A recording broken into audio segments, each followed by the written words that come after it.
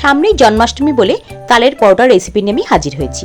কিছুটা ময়দা নিয়েছি, তাতে সামান্য আটা মিশিয়েছি, নুন তেল যেমন ময়ান দেয় সেরকম দিয়েছি, আর দিয়েছি তালের কাতকে ফুটিয়ে ঠান্ডা করে সেই তালের কাত। বেশিরভাগটা তালের কাত দিয়ে মাখা হবে, যদি লাগে অল্প একটু জল ছিটিয়ে ময়দাটাকে মেখে নিতে হবে। ময়দাটা কিন্তু তাল দিয়েই বেশিরভাগটা মাখা হবে, যাতে তালের গন্ধটা খুব ভরপুর থাকে। এই পরোটাটা একটু মিষ্টি মিষ্টি হয়।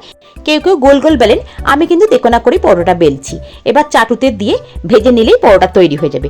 যারা গোপালকে ভোগ দিতে চাইছেন তারা চাটুতে ঘি লাগিয়ে তারপরে পরোটাগুলো এপিটোপিট করে আবার একটু ঘি বা তেল দিয়ে ভেজে গোপালকে ভোগ নিবেদন করতে পারেন।